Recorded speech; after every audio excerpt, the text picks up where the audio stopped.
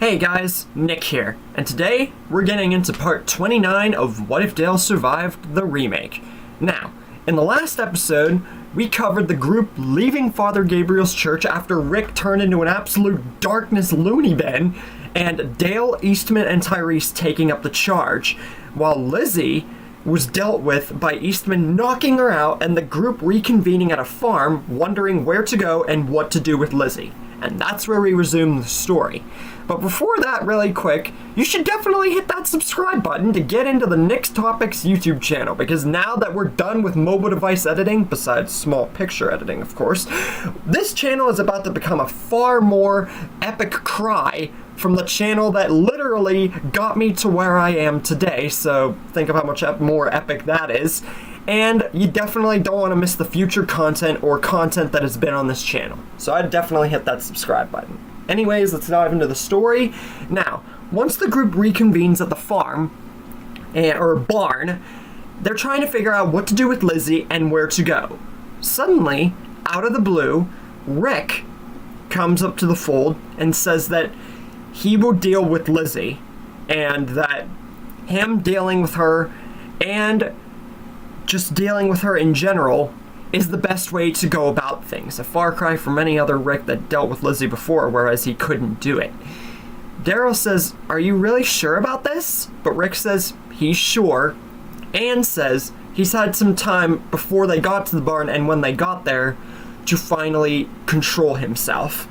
But before he can explain anymore, or wants to explain anymore, he simply pulls out a gun and shoots Lizzie straight in the head. Now, this definitely was expected, and yet totally out of nowhere for Rick to do. And Eastman, Dale, and Tyrese, they all take note of this. Because while it's true that Lizzie was a danger and she was becoming more and more crazy to the eyes of almost everyone in the group, especially trying to kill Dale and everyone else, just because she was hungry and just crazy about the walkers, it's what ultimately had to be done. Even if all of them have their moral codes, obviously, Dale, Eastman, and Tyrese being themselves. It's what had to happen, and Rick didn't flip out again, so clearly there shouldn't be anything wrong with him if he was that cool and calm and collective. But once Aaron arrives and greets Rick and everybody else, this is where trouble begins to brew in the minds of Eastman, Dale, and Tyrese. They're thinking that, oh man, if this is some sort of trick, or even if it's real, what's Rick gonna say to this, now that he's seemingly back in the fold to try and be the leader that he was before? But, to everyone's astonishment, Rick actually puts on the hat that Morgan gave back to him from Carl and says, "Welcome, Aaron. This is our group, and we would be more than welcome to go to your home, Alexandria. We've been through a lot, and getting the chance to finally see a true community and no lies, tricks, or no more fighting, I think that it would do us all a great deal of good." And he points to everyone in the group and mentions a few people that they lost and what they've gone through. And everybody, even Dale, Eastman, and Tyrese, they're astonishingly proud of Rick. He must have been through, in that short time before the barn and everything, he must have collected himself quickly. And with that, they go to Alexandria. I know we're skipping through fast, but that's just how fast it's going. And meet with Deanna. And Rick's the first one to meet, obviously. And Deanna asked to know about what Rick was before the fall and what they went through out there. Basically the same Deanna that came to Rick before. And Rick just denied it and said that just small stuff. He was dark. But this Rick, he doesn't ignore Deanna or ask her questions or try to demean her. He actually sits down, he thinks, still wearing the hat, and decides to tell Deanna the story.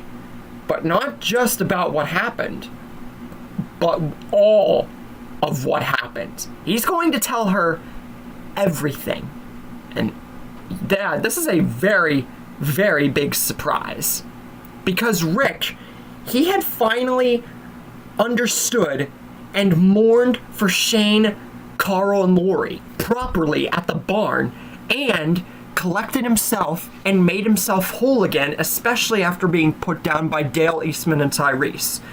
And he would go into the whole story with Deanna about the Atlanta camp, about his travails, about Woodbury, about losing his wife and son, the people that mattered the most to him in this world, about his best friend Shane turning dark, about Dale, about how much he meant to him, and how everyone he thought he'd lost, and they all came back together, and how it led to this very moment. And Rick just keeps talking and talking about all of this.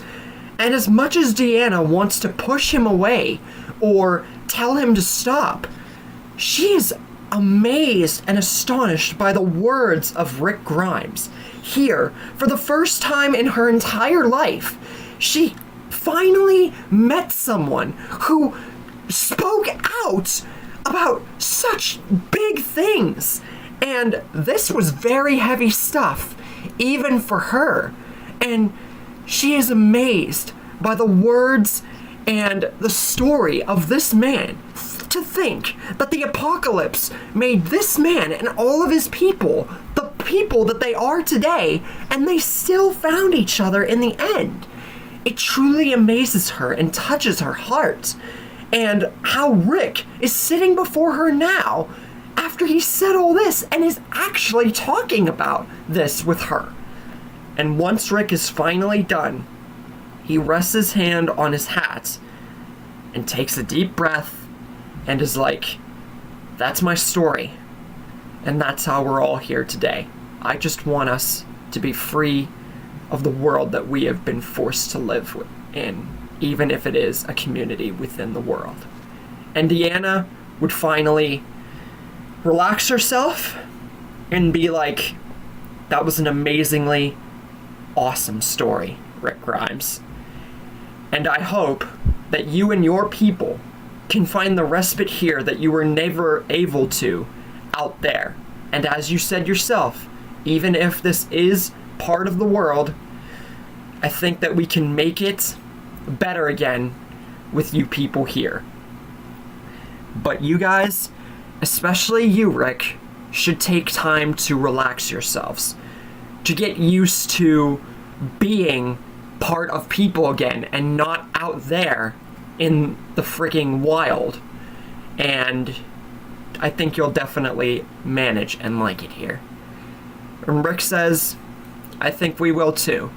Takes off his hat and just begins to exit the room, telling Deanna, thank you for listening, and walks out.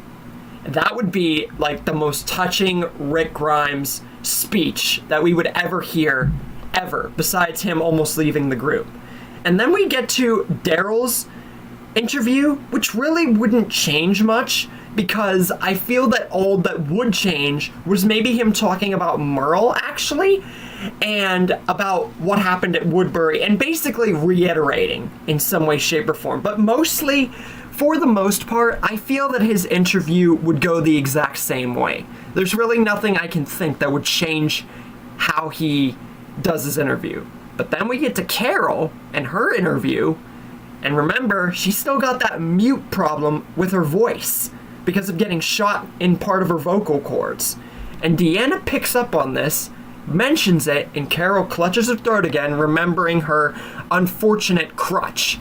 But Deanna smiles at this, saying that Daryl and Rick definitely said more than enough about, like, her and everyone else and what they've had to go through.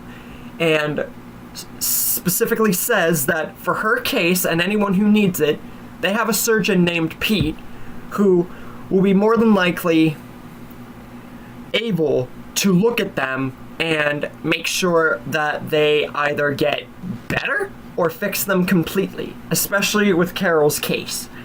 Pete's done some amazing things in the community and definitely thinks that he'll be able to help them, especially Carol, get themselves back to 100%. And Carol smiles at this, not really making it like it's an act here or that the people here are children, and actually appreciates them. Then we get to Glenn and Maggie doing an interview together, and Maggie bringing up Beth and her getting shot in part of her brain and her having memory loss and amnesia before they got here, and is wondering if someone in the community can look at her or anyone else that needs it. And Deanna would then touch upon what she talked about with Carol, and that Pete, even though the situation with Beth is a little bit more serious in a way than Carol, she still thinks that they'll be able to put Beth and everybody else who needs it back to the way that they should be. And Maggie would smile at this and greatly appreciate Deanna and everybody here for taking them in and saying that. Then we would get a very detailed interview with the likes of Rosita, talking about herself, Eugene, their trip to Washington, and the loss of Abraham, and the whole scene at Father Gabriel's church, and how she really thought of one of two things: killing them all after that, killing Morgan specifically, or leaving the group. But then she thought about what everybody had been through and what everybody had told her and how Abraham acted, and really thought that it's what ultimately had to be done, and she does not digress anybody for that. She just feels really upset that Abraham had to go in that way. But she's here now, and she definitely is glad in a way to be a part of Rick Grimes' group and everybody who has not only allowed her to keep staying after everything that's happened, but just kept her alive. And that's good enough for her.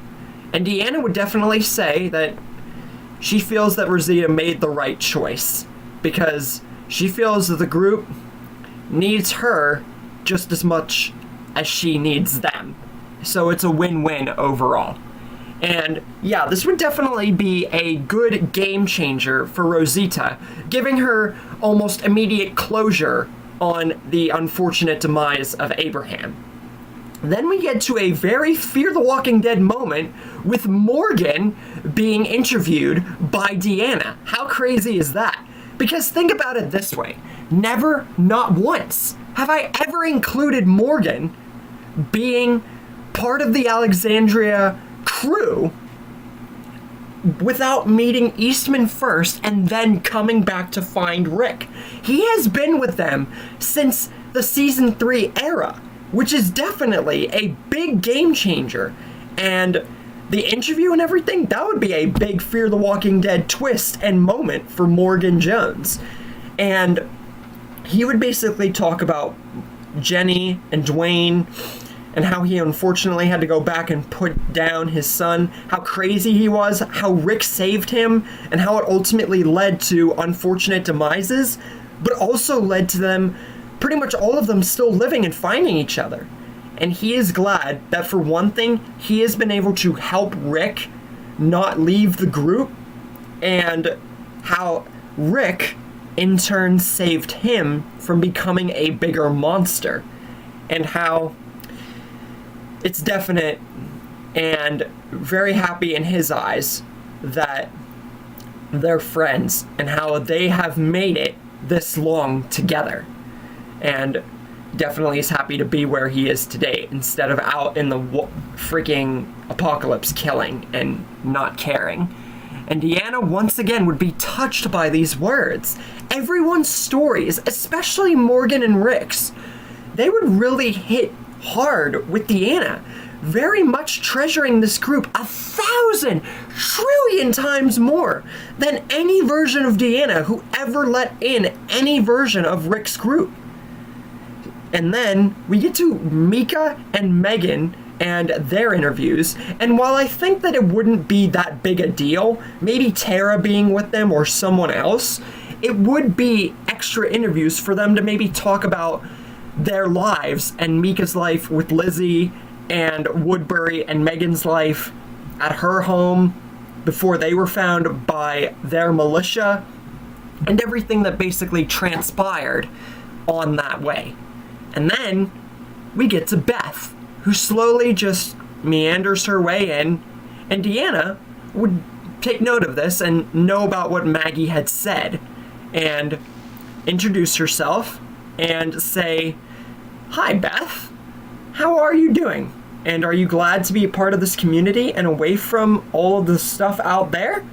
Beth just looks down before saying anything. And she doesn't smile, and she doesn't reciprocate the emotions. She just says, "I don't know. I don't know if I'm happy, sad, or anything." And the worst part is, and she begins to tear up a little, "I still remember most of the group that I have come here with, but I'm starting to forget and not even remember who half the people here are. And I don't know why." She doesn't remember whenever Daryl looked at her, whenever we saw that bullet wound in her head. And Deanna would definitely feel very sorry for Beth, and this would definitely be more serious than Carol. Because Carol, because the circumstances are way different. And she would be like, to Beth, she understands, and she was told about why that is, and says that they have a surgeon here in the community named Pete. And while it will take a lot of effort, she feels that Beth can make it back to 100% and get her to remember about everything, hopefully. And with that, we get to Tyrese and Sasha's interview, which besides Tyrese being there, because I've never really covered interviews like fully, I've just covered jobs in my stories, I feel that Tyrese and Sasha's interviews, Sasha's would be nicer, and she would have more closure with Tyrese being alive, and Tyrese, he would just be talking about everything and being in charge with Eastman and Dale. Speaking of Eastman, he would go in further with that and how him finding the group was probably the best thing that ever happened. Because with him, Dale, and Tyrese, they have definitely held a good strong point besides Rick before he even got back to the fold, and they still stand behind being the moral compasses for the group completely, even if Rick's still the leader. And one thing I forgot to mention, Tabitha is still alive. I know that I have not mentioned it since Eastman and Morgan went to Terminus, but yeah, Tabitha's still around, and that's something I've never really covered, Tabitha being alive, because Tabitha's not really that big of a freaking character or involvement in the story. She's just there, and people are all bent out of shape whenever she went, and I'm like, well, to be fair, Shiva the tiger mattered more. She was probably my favorite animal in The Walking Dead. So, but I just figured I'd let you guys know that Tabitha's still alive, even if I haven't mentioned it. There's just nowhere to put her. Then we get to Dale. And Deanna notices something right away with Dale. Something that she had heard about from other people, but didn't bother to pay attention to. Dale's shotgun arm. And she wants to know the full story with Dale, having heard everyone else's, about how this happened and how he's been a part of the group. And Dale would be surprised by this, but knew that many people told their stories in great detail and decides, like, you know what? Why not? And he would go into his story, but would go more in depth around the point of Woodbury and how he and almost everyone else, including people that did unfortunately die, how they came to be here. And how he thought he was almost dead. Twice. He was almost dead in Woodbury, and then he was almost dead in the hospital. But thanks to those people, and Daryl and the people at the hospital, thanks to all of them, and Rick and everybody else, that's how they're here today.